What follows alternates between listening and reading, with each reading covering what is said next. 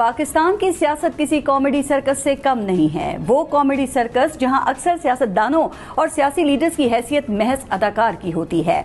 इस comedy circus में सब कुछ रिंग मास्टर के हाथ में है। इस कॉमेडी सर्कस का स्क्रिप्ट भी रिंग मास्टर के हाथ में है, डायरेक्टर भी वही रिंग मास्टर है, प्रोड्यूसर भी वही रिंग मास्टर है। अब मजे की बात यह है कि अगर सर्कस का शो कामयाब हो जाए तो तालियां और दाद रिंग मास्टर समेटता है, लेकिन अगर कोई शो फ्लॉप हो जाए तो वो इसकी सारी की सारी जिम्मेदारी अदाकारों की खराब परफॉर्मेंस पे डालकर एक साइड पर हो जाता है। सारा स्क्रिप्ट चूंकि रिंग मास्टर के पास होता है, इसलिए अदाकार को भी कुछ नहीं मालूम होता कि स्टेज पे उसकी एंट्री कब है और एग्जिट कब है।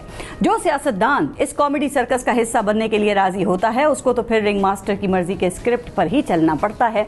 जब उसको हुक्म होता है तो वो एक पार्टी छोड़ने का ऐलान कर देता है, हुक्म होता है तो दूसरी पार्टी ज्वाइन कर लेता है, हुक्म होता है तो पार्टी क्या सियासत ही छोड़ने का ऐलान कर देता है, और हुक्म होता है तो सियासत से ब्रेक लेने का ऐलान कर देता है। और फिर जब नया एक्ट शुरू होता है तो हस्बे ज़रूरत किरदारों को आवाज़ दी जाती है और ये किरदार अपने ऐलानात और कहे हुए अल्फाज निगल कर दोबारा स्टेज पर आ जाते हैं।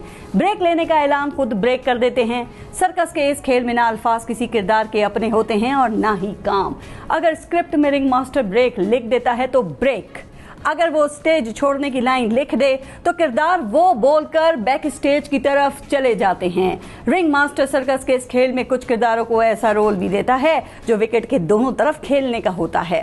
तो ऐसे किरदार इमरजेंसी के लिए रख लिए जाते हैं कि अगर अवाम सर्कस के शो से तंग आने लगे, शो फ्लॉप होने लगे, बुकिंग में कमी आने लगे और शो देखने वाले अंडे और टमाटर उठाने का सोचने लगे, तो रिंग मास्टर ऐसे किरदारों को हीरो बनाकर स्टेज पे उतार देता है।